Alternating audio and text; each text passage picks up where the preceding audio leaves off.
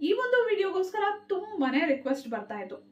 ಈ ಒಂದು ವಿಷಯದ ಬಗ್ಗೆ ಆಲ್ರೆಡಿ ವಿಡಿಯೋಗಳನ್ನ ಶೇರ್ ಮಾಡಿದ್ದೆ, ಆದ್ರೂ ಪದೇ ಪದೇ ಈ ಒಂದು ವಿಷಯದ ಬಗ್ಗೆ ರಿಕ್ವೆಸ್ಟ್ ಬರ್ತಾನೆ ಇತ್ತು ಈ ವಿಡಿಯೋವನ್ನ ಶೇರ್ ಮಾಡಿ ಅಂತ. ಯಾವುದು ಆಲ್ರೆಡಿ ತಮ್ಮನೇಲಿ ನೋಡಿ ನಿಮಗೆ ಗೊತ್ತಾಗಿರುತ್ತೆ, ಸೊಂಟ ನೋವು ತುಂಬಾ ಜನರನ್ನ, ಅದರಲ್ಲೂ ಮಹಿಳೆಯರನ್ನ ತುಂಬಾ ಕಾಡುತ್ತೆ. ತುಂಬಾ ಹೊತ್ತು ಕೂತ್ ಕೆಲಸ ಮಾಡೋರಿಗೆ ತುಂಬಾ ಸೊಂಟ ನೋವು ಬರುತ್ತೆ. ರಾತ್ರಿ ಬಂದು ಮಲ್ಕೊಂಡಿದ ತಕ್ಷಣ ಸಿಕ್ಕಾಪಟ್ಟೆ ಸೊಂಟ ನೋವು ಬರ್ತಿರುತ್ತೆ. ರಾತ್ರಿ ನಿದ್ರೆನೂ ಬರೋದಿಲ್ಲ ಆ ನೋವಿಗೆ. ಏನೇ ಒಂದು ಕೆಲಸ ಮಾಡೋದಕ್ಕೆ ಹೋದ್ರೂ ಸೊಂಟ ನೋವು ಕಾಡ್ತಾ ಇರುತ್ತೆ. ಈ ರೀತಿ ತುಂಬಾ ಸೊಂಟ ನೋವನ್ನ ಅನುಭವಿಸ್ತಿರ್ತಾರೆ. ಹಾಸ್ಪಿಟಲ್ಗೆ ಹೋದ್ರು ಏನೇ ಮಾಡಿದ್ರು ಗುಣ ಆಗೋದೇ ಇಲ್ಲ. ಯಾಕೆ? ಸೊಂಟ ನೋವು ಬರೋದಕ್ಕೆ ಅನೇಕ ಕಾರಣಗಳಿದೆ. ಒಬ್ಬೊಬ್ರಿಗೆ ಒಂದೊಂದು ರೀಸನ್ ಇಂದ ಬಂದಿರ್ಬೋದು. ತುಂಬಾ ಕೆಲಸ ಮಾಡ್ತಿರ್ಬೋದು, ತುಂಬಾ ಬಗ್ಗಿ ಕೆಲಸ ಮಾಡ್ತಿರ್ಬೋದು, ತುಂಬಾ ಹೊತ್ತು ಕೂತು ಅಥವಾ ತುಂಬಾ ಹೊತ್ತು ನಿಂತು ಕೆಲಸ ಮಾಡ್ತಿರ್ಬೋದು, ಅಥವಾ ಬೇರೆ ಏನಾದ್ರೂ ಪ್ರಾಬ್ಲಮ್ ಇಂದ ಬರ್ತಿರ್ಬೋದು, ದೇಹದಲ್ಲಿ ಶಕ್ತಿ ಕಡಿಮೆ ಆಗಿರ್ಬೋದು, ಕ್ಯಾಲ್ಸಿಯಂ ಕಡಿಮೆ, ಅನೇಕ ಕಾರಣಗಳಿಂದ. ಒಂದೇ ರೀಸನ್ ಇಂದ ಎಲ್ರಿಗೂ ಬರುತ್ತೆ ಅಂತ ಹೇಳಕ್ಕಾಗಲ್ಲ. ಒಬ್ಬೊಬ್ಬರಿಗೆ ಒಂದೊಂದು ಕಾರಣಗಳಿಂದ ಸೊಂಟ ನೋವು ಬಂದಿರುತ್ತೆ. ನೀವು ಎಷ್ಟೇ ಟ್ರೀಟ್ಮೆಂಟ್ ತಗೊಂಡ್ರು ಸೊಂಟ ನೋವು ಕಡಿಮೆ ಆಗ್ತಿಲ್ಲ ಅಂದ್ರೆ ಒಂದನ್ನ ಮೊದಲು ತಿಳ್ಕೊಳ್ಳಿ, ಯಾರು ತುಂಬಾ ಕೋಪ ಮಾಡ್ಕೊಳ್ತಾರೋ, ಯಾರು ತುಂಬಾ ಟೆನ್ಷನ್ ಮಾಡ್ಕೊಳ್ತಾರೋ ಅವರಿಗೆ ಸೊಂಟ ನೋವು ರೆಗ್ಯುಲರ್ ಆಗಿ ಕಾಡುತ್ತೆ ಸ್ನೇಹಿತರೆ. ನಿಮ್ಗೆ ಆಶ್ಚರ್ಯ ಆಗ್ಬೋದು, ಆದ್ರೆ ಇದು ಸತ್ಯ. ನೀವು ಸೊಂಟ ನೋವು ಬರ್ತಿದೆ ಅಂತ ಟ್ರೀಟ್ಮೆಂಟ್ ತಗೊಳ್ತಾ ಇದ್ದು ಕೋಪ ಮತ್ತೆ ಟೆನ್ಷನ್ ಅನ್ನ ಬಿಟ್ಟಿಲ್ಲ ಅಂದ್ರೆ ಖಂಡಿತ ಸೊಂಟ ನೋವು ಗುಣ ಆಗೋದೇ ಇಲ್ಲ. ನನ್ನ ಕಡೆಯಿಂದ ಒಂದು ಮೊದಲನೇ ಸಲಹೆ ಏನಂದ್ರೆ, ನೀವು ಕೋಪ ಮತ್ತೆ ಟೆನ್ಷನ್ ಮಾಡ್ಕೊಳ್ಳೋದನ್ನ ಬಿಟ್ಟಾಕಿದ್ರೆ ಮಾತ್ರ ನಿಮ್ಮ ಸೊಂಟ ನೋವನ್ನ ನೀವು ಗುಣಪಡಿಸ್ಕೊಳ್ಬಹುದು. ಯಾವುದೇ ಯೋಗಾಸನ ಇರ್ಬೋದು, ಎಕ್ಸಸೈಸ್ ಇರ್ಬೋದು, ಟ್ರೀಟ್ಮೆಂಟ್ ಇರ್ಬೋದು, ಯಾವುದ್ರ ಮುಖಾಂತರನಾದ್ರೂ ನೀವು ಸೊಂಟ ನೋವನ್ನ ಗುಣಪಡಿಸ್ಕೋಬೇಕು ಅಂದ್ರೆ ಇದೆರಡನ್ನ ಮೊದಲು ಬಿಟ್ಟಾಕ್ಬೇಕು. ಅದ್ರ ಜೊತೆಗೆ ನಾನಿವತ್ತು ಸರಳವಾದ ಯೋಗಾಸನವನ್ನ ತಿಳಿಸ್ತೀನಿ. ಇದನ್ನ ಟ್ರೈ ಮಾಡಿ, ಖಂಡಿತ ಸೊಂಟ ನೋವು ಕ್ಲಿಯರ್ ಆಗುತ್ತೆ. ನೀವು ಡಾಕ್ಟರ್ ಹತ್ರ ಸೊಂಟ ನೋವು ಅಂತ ಹೋದ್ರೂ ಕೂಡ ಅವರು ಈ ಯೋಗಾಸನ ಮಾಡೋದಕ್ಕೆ ಸಜೆಸ್ಟ್ ಮಾಡೋದು ಸ್ನೇಹಿತರೆ. ಅದರಿಂದ ಇದನ್ನ ಟ್ರೈ ಮಾಡಿ, ಖಂಡಿತ ಗುಣ ಆಗುತ್ತೆ. ಮತ್ತೆ ಇನ್ನೊಂದೇನು, ಈಗ ಸೊಂಟ ನೋವ್ತಾ ಇದೆ ನಿಮ್ಗೆ ಅನ್ಕೊಳ್ಳಿ, ನಾನು ಹೇಳೋ ರೀತಿ ಅಂದ್ರೆ ಈಗ ಈ ವಿಡಿಯೋದಲ್ಲಿ ತೋರಿಸ್ತೀನಲ್ಲ ಆ ರೀತಿ ನೀವು ಮಾಡಿದ್ರೆ ಕ್ಷಣದಲ್ಲೇ ನಿಮ್ಗೆ ರಿಲೀಫ್ ಅನ್ಸ್ಬಿಡುತ್ತೆ. ನಿಮ್ಗೆ ಅವಾಗ 100% ನಂಬಿಕೆ ಬರುತ್ತೆ. ನೀವೇ ರೆಗ್ಯುಲರ್ ಆಗಿ ಪ್ರಾಕ್ಟೀಸ್ ಮಾಡ್ತಾ ಹೋಗ್ತೀರಾ. ಹಾಗಿದ್ರೆ ಯಾವ ಯೋಗಾಸನ ಬನ್ನಿ ನೋಡೋಣ. ಮೊದಲಿಗೆ ಒಂದು ಯೋಗ ಮ್ಯಾಟ್, ಚಾಪೆ ಅಥವಾ ಬೆಡ್ ಮೇಲೆ ಈ ರೀತಿ ಆರಾಮವಾಗಿ ಮಲ್ಕೊಳ್ಳಿ. ಪಾದಗಳ ಮಧ್ಯ ಸ್ವಲ್ಪ ಗ್ಯಾಪನ್ನು ತಗೊಳ್ಳಿ. 1 ನಿಮಿಷಗಳ ಕಾಲ ಈ ರೀತಿ ಆರಾಮವಾಗಿ ರಿಲ್ಯಾಕ್ಸ್ ಮಾಡಿ. ಕೈಗಳನ್ನು ನಿಮ್ಮ ದೇಹದ ಅಕ್ಕಪಕ್ಕ ಇಟ್ಕೊಳ್ಳಿ. 1 ನಿಮಿಷ ಈ ರೀತಿ ರಿಲ್ಯಾಕ್ಸ್ ಮಾಡಿ. ನಂತರ ನಿಮ್ಮ ಕಾಲುಗಳಿಂದ ನಿಮ್ಮ ಹೊಟ್ಟೆಯನ್ನು ಈ ರೀತಿ ಪುಷ್ ಮಾಡಬೇಕು. ಎಷ್ಟು ಸಾಧ್ಯನೋ ಅಷ್ಟು ಮಾಡಿ. ಈ ರೀತಿ ಮಾಡಿ, ಈ ರೀತಿ ನಿಧಾನವಾಗಿ ಮಾಡಿ. ನಿಮಗೆ ತುಂಬ ನೋವಿತ್ತು, ಸೊಂಟದ ಕೆಳಭಾಗ ತುಂಬ ನೋವಿತ್ತು ಅಂದರೆ ನಿಧಾನವಾಗಿ ಮಾಡಿ. ಎಷ್ಟು ನಿಮಗೆ ಮಾಡೋದಕ್ಕೆ ಸಾಧ್ಯ ಆಗುತ್ತೋ ಅಷ್ಟು ಮಾಡಿ.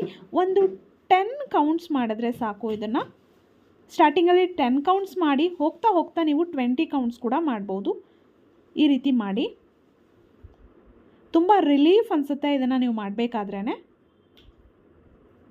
ನಿಮ್ಮ ಬ್ಯಾಕ್ ಬೋನಿಗೆ ಇದು ತುಂಬ ಒಳ್ಳೆ ಮಸಾಜ್ ಆಗುತ್ತೆ ಅಂತಲೇ ಹೇಳ್ಬೋದು. ಅಭ್ಯಾಸ ಆದಮೇಲೆ ನೀವು 20 ಕೌಂಟ್ಸ್ ಕೂಡ ಮಾಡ್ಕೊಳ್ಬಹುದು.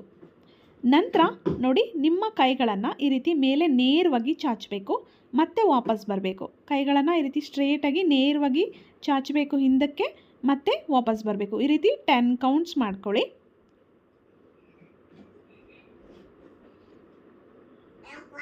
ನಿಧಾನವಾಗಿ ಮಾಡಿ, ತುಂಬ ಸ್ಪೀಡಾಗಿ ಮಾಡೋ ಅವಶ್ಯಕತೆ ಇಲ್ಲ. ನಂತರ ಭುಜಂಗಾಸನ ಮಾಡಬೇಕು. ನಿಮ್ಮ 2 ಕೈಗಳನ್ನು, ನಿಮ್ಮ ಕೈಗಳ ಹಸ್ತವನ್ನು ಕಿವಿಯ ಭಾಗದಲ್ಲಿ ಇಡಿ. ನಂತರ ನಿಮ್ಮ ತಲೆಯನ್ನು ಈ ರೀತಿ ಮೇಲಕ್ಕೆ ಎತ್ತಬೇಕು. ಕೈಗಳು ಹಾಗೇ ಇರಬೇಕು. ನಿಧಾನವಾಗಿ ಮಾಡಿ, ಎಷ್ಟು ನಿಧಾನವಾಗಿ ಸಾಧ್ಯನೋ ಅಷ್ಟು ನಿಧಾನವಾಗಿ ಮಾಡಿ, ರಿಲ್ಯಾಕ್ಸಾಗಿ ಮಾಡಿ. ಇದನ್ನು ಕೂಡ 10 ಕೌಂಟ್ಸ್ ಮಾಡ್ಕೊಳ್ಳಿ. ನಂತರ ನಿಮ್ಮ 2 ಕೈಗಳನ್ನು, ಹಸ್ತಗಳನ್ನು ನಿಮ್ಮ ಎದೆಯ ಭಾಗದಲ್ಲಿ, ಎದೆಯ ನೇರದಲ್ಲಿ ಇಟ್ಕೊಳ್ಳಿ. ಈ ರೀತಿ ನಿಮ್ಮ ತಲೆಯನ್ನು, ಎದೆಯ ಭಾಗವನ್ನು ಈ ರೀತಿ ಮೇಲೆ ಎತ್ತಬೇಕು. ಹೊಟ್ಟೆ, ಎದೆ, ತಲೆ ಎಲ್ಲ ಪೂರ್ತಿ ಮೇಲೆ ಬರಬೇಕು. ಈ ರೀತಿ 10 ಕೌಂಟ್ಸ್ ಮಾಡಿ, ನಿಧಾನವಾಗಿ ಮಾಡಿ. ನಿಧಾನವಾಗಿ ಮೇಲೆ ಹೋಗಬೇಕು. ಉಸಿರು ತಗೊಳ್ತಾ, ಉಸಿರು ಬಿಡ್ತಾ ನಿಧಾನವಾಗಿ ಕೆಳಗಡೆ ಬರಬೇಕು. ಈ ರೀತಿ 10 ಕೌಂಟ್ಸ್ ಮಾಡಿ. ಇದು ಭುಜಂಗಾಸನ ತುಂಬ ಒಳ್ಳೆಯ ರಿಲೀಫನ್ನು ಕೊಡುತ್ತೆ ನಿಮಗೆ. ನೀವು ಡಾಕ್ಟ್ರ್ ಹತ್ರ ಹೋದರೂ ಕೂಡ ಇದನ್ನೇ ಪ್ರಾಕ್ಟೀಸ್ ಮಾಡೋಕ್ಕೆ ಹೇಳ್ತಾರೆ. ಪ್ರತಿನಿತ್ಯ ಭುಜಂಗಾಸನ ಮಾಡಿ ಅಂತಲೇ ಹೇಳ್ತಾರೆ ಸೊಂಟ ನೋವಿರೋರಿಗೆ. ನಿಮ್ಮ ಬ್ಯಾಕ್ ಬೋನಿಗೆ ಇದು ತುಂಬ ಒಳ್ಳೆ ಎಕ್ಸಸೈಸ್ ಆಗುತ್ತೆ, ತುಂಬ ಒಳ್ಳೆ ಸ್ಟ್ರೆಚ್ ಆಗುತ್ತೆ ನಿಮ್ಮ ಬ್ಯಾಕ್ ಬೋನು ಅಂತಲೇ ಹೇಳ್ಬಹುದು. ನಿಧಾನವಾಗಿ ಮಾಡಿ, ತುಂಬ ಅರ್ಜೆಂಟ್ ಮಾಡಿಕೊಂಡು ನೋವು ಮಾಡ್ಕೊಳ್ಳೋದಕ್ಕೆ ಹೋಗಬೇಡಿ. ಎಷ್ಟು ಸಾಧ್ಯನೋ ಅಷ್ಟು ನಿಧಾನವಾಗಿ ನೀವು ಪ್ರಾಕ್ಟೀಸ್ ಮಾಡಬೇಕು. ಉಸಿರಾಟದ ಜೊತೆ ಜೊತೆ ಮಾಡಿ. ನಂತರ ರಿಲ್ಯಾಕ್ಸ್ ಮಾಡಿ, ಹಾಗೆ ಸ್ವಲ್ಪ ರಿಲ್ಯಾಕ್ಸ್ ಮಾಡಿ. ಒಂದು ಅರ್ಧ ನಿಮಿಷನಾದರೂ ರಿಲ್ಯಾಕ್ಸ್ ಮಾಡ್ಕೊಳ್ಳಿ. ನಂತರ ಈ ರೀತಿ ಮಲ್ಕೊಳ್ಳಿ, ಕೈಗಳನ್ನು ದೇಹದ ಅಕ್ಕಪಕ್ಕ ಚಾಚ್ಕೊಳ್ಳಿ, ಎರಡೂ ಪಾದಗಳ ಮಧ್ಯ ಗ್ಯಾಪ್ ತಗೊಳ್ಳಿ, ಆದರೆ ಎರಡೂ ಮಂಡಿಗಳನ್ನು ಜಾಯಿನ್ ಮಾಡಿಬಿಟ್ಟು ಈ ರೀತಿ 1 ನಿಮಿಷಗಳ ಕಾಲ ರಿಲ್ಯಾಕ್ಸ್ ಮಾಡ್ಕೊಳ್ಳಿ. ನಿಮ್ಮ ಸೊಂಟ ಏನಾದರೂ ನೋವ್ತಾ ಇದ್ದರೆ, ನಿಮ್ಮ ಸೊಂಟದ ಭಾಗದಲ್ಲಿ ಹೆಚ್ಚು ಪ್ರೆಷರ್ ಏನಾದರೂ ಬಿದ್ದಿದ್ರೆ ಅದೆಲ್ಲ ರಿಲೀಫ್ ಆಗುತ್ತೆ, ಸೊಂಟಕ್ಕೆ ತುಂಬ ರಿಲ್ಯಾಕ್ಸ್ ಆಗುತ್ತೆ. ನೋಡಿದ್ರಲ್ಲ ಸ್ನೇಹಿತರೆ, ಇಷ್ಟು ಮಾಡಿದ್ರೆ ಸಾಕು, ನಿಮ್ಮ ಸೊಂಟ ನೋವು ಮಾಯ ಆಗ್ಬಿಡತ್ತೆ. ಮೊದಲನೇ ಸಲ ಮಾಡಿದಾಗಲೇ ನಿಮಗೆ ರಿಲೀಫ್ ಅನ್ಸುತ್ತೆ. ಮೊದಲನೇ ಸಲ ಮಾಡಿದಾಗ ರಿಲೀಫ್ ಅನ್ಸ್ಲಿಲ್ವಾ ಹಂಗಂತ ಮಾಡೋದನ್ನ ಬಿಡಬೇಡಿ. ಪ್ರತಿದಿನ ಟ್ರೈ ಮಾಡಿ. ದಿನಕ್ಕೆ 1 ಅಥವಾ 2 ಸಲ ಟ್ರೈ ಮಾಡಿ, ಖಂಡಿತ ಒಳ್ಳೆ ರಿಸಲ್ಟ್ ಸಿಗುತ್ತೆ ಸ್ನೇಹಿತರೆ. ಸೊಂಟ ನೋವು ಅಂತ ಮಾತ್ರೆಯನ್ನ ತಗೊಳ್ಳೋದನ್ನ ಬಿಟ್ಟು ಈ ಯೋಗಾಸನವನ್ನ ಪ್ರಾಕ್ಟೀಸ್ ಮಾಡಿ. ಜೊತೆಗೆ ಕೋಪ, ಟೆನ್ಷನ್ ಅನ್ನ ಕಡಿಮೆ ಮಾಡ್ಕೊಳ್ಳಿ, ಕೂಲ್ ಆಗಿರಿ, ಹ್ಯಾಪಿ ಆಗಿರಿ, ಸ್ಟ್ರೇಟ್ ಆಗಿ ಕೂತ್ಕೊಳ್ಳಿ. ತುಂಬಾ ಬಕ್ಕೊಂಡೆಲ್ಲ ಕೂತ್ಕೊಳ್ಳೋದು ಆ ರೀತಿ ಮಾಡಬೇಡಿ. ತುಂಬಾ ಸೊಂಟ ನೋವಿದೆ ಅಂದ್ರೆ ಪಿಲ್ಲೋನ ಹಾಕೋಬೇಡಿ. ಮಲ್ಕೋಬೇಕಾದ್ರೆ ಆರಾಮ್ ಹೋಗಿ ಮಲ್ಕೊಳ್ಳಿ. ಈ ರೀತಿ ಸಣ್ಣ ಸಣ್ಣ ಚೇಂಜಸ್ ಅನ್ನ ಮಾಡ್ಕೊಂಡ್ರೆ ಸೊಂಟ ನೋವು ಕ್ಲಿಯರ್ ಆಗುತ್ತೆ ಸ್ನೇಹಿತರೆ. ಒಳ್ಳೆ ಹೆಲ್ದಿ ಫುಡ್ ಅನ್ನ ನೀವು ಸೇವನೆ ಮಾಡಬೇಕು. ತುಂಬಾ ಹೊತ್ತು ಕೂತು ಕೆಲಸ ಮಾಡ್ತೀರಾ ಅಂದ್ರೆ ಸ್ವಲ್ಪ 1 ಅವರ್ಗೆ ಒಂದ್ಸಲ ಒಂದು ಸ್ವಲ್ಪ ಹೊತ್ತು ವಾಕ್ ಮಾಡೋದು, ಎದ್ದು ಓಡಾಡೋದು ಈ ರೀತಿ ಮಾಡಿ. ತುಂಬಾ ಈ ರೀತಿ ಕೂತ್ಕೊಂಡು ನಿಮ್ಮ ಒಂದು ಬ್ಯಾಕ್ ಬೋನಿಗೆ ತುಂಬಾ ಪ್ರೆಷರ್ ಬೀಳೋ ರೀತಿ ಕೂತ್ಕೊಂಡೆಲ್ಲ ಕೆಲಸ ಮಾಡೋದನ್ನ ನೀವು ಮಾಡಬಾರ್ದು.